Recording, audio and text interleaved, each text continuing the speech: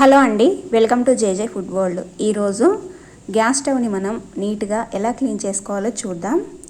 మామూలుగా రోజు మనం క్లాత్తో కొంచెం సర్ఫ్ వేసి వాటర్ వేసి క్లీన్ చేసుకుంటాం కదా, అలా కాకుండా వారానికి ఒకసారి అయినా సరే ఈ విధంగా స్టవ్ని కడగడం వలన చాలా నీట్గా ఉంటుంది.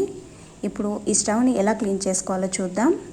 ముందుగా మనం స్టవ్ పైన ఉన్న స్టాండ్స్ తీసేసి ఈ విధంగా బర్నర్స్ తడవకుండా మన దగ్గర కూరగాయల కవర్లు ఉంటాయి కదండి, వాటిని ఈ విధంగా వాటికి తొడగాలి.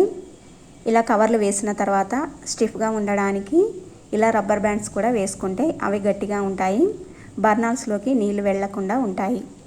ఇలా కవర్స్ వేసుకున్న తర్వాత ఇప్పుడు స్టవ్ పైన కొద్దిగా నీళ్లు చల్లుకోవాలి. ఇలా చల్లుకున్న తర్వాత స్క్రబ్బర్ తీసుకొని ఈ విధంగా దీనికి సర్ఫ్ వేసి మనం దీన్ని వాష్ చేసుకోవాలి. కొంచెం జిడ్డు ఎక్కువగా ఉంటే మాత్రం స్టీల్ పీస్ తీసుకోండి, లేదంటే ఈ విధంగా మెత్తటి స్క్రబ్బర్ అయినా తీసుకోవచ్చు. ఎలాగో మనం రోజు స్టవ్ని క్లీన్ చేసుకుంటాం కాబట్టి అంత జిడ్డు ఏమీ ఉండదు.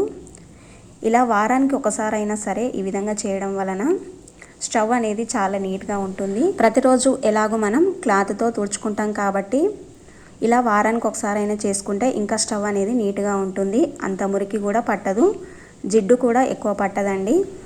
నేనైతే వారానికి ఒకసారి ఈ విధంగానే స్టవ్ని క్లీన్ చేసుకుంటానండి. మామూలుగా క్లాత్తో తుడిచినా కూడా అంత నీట్గా అనిపించదు. ఇలా చేస్తేనే స్టవ్ అనేది చాలా నీట్గా అనిపిస్తుంది.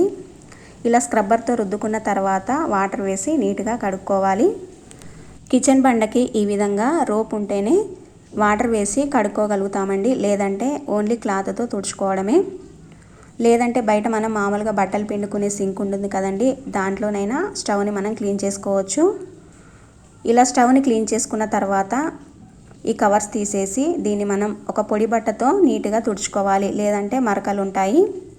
ఈ విధంగా తుడుచుకున్న తర్వాత దీనిపైన స్టాండ్స్ పెట్టుకొని ఈ విధంగా ఒక 10 నిమిషాల పాటు ఎండలో పెడితే సరిపోతుందండి. చూసారు కదా, స్టవ్ అనేది చాలా నీట్గా అయిపోయింది. ఎక్కువసేపు కష్టపడకుండా ఒక 5 నిమిషాలలో స్టవ్ని ఎలా క్లీన్ చేసుకున్నామో చూసాం కదండి. మరి ఎక్కువ రోజులు తుడవకుండా ఉంటే జిడ్డు బాగా పట్టుకొని అది మనం ఎక్కువసేపు రుద్దాల్సి వస్తుంది. కాబట్టి ప్రతిరోజు క్లాత్తో తుడుచుకున్న తర్వాత ఇలా వారానికి ఒకసారి అయినా సరే ఈ విధంగా స్టవ్ని కడగండి, చాలా నీట్గా ఉంటుంది. ఈ స్టవ్ని నేను ఒక 15 సంవత్సరాల నుంచి వాడుతున్నానండి, అయినా కూడా చాలా నీట్గా కొత్తగా అనిపిస్తుంది కదా. మీరు కూడా నేను చెప్పిన విధంగా ఈ టిప్ని ఫాలో అవ్వండి. మీకు ఈ టిప్ నచ్చితే మాత్రం లైక్ చేసి షేర్ చేయండి. అలాగే నా ఛానల్ను సబ్స్క్రైబ్ చేసుకోండి. Thanks for watching.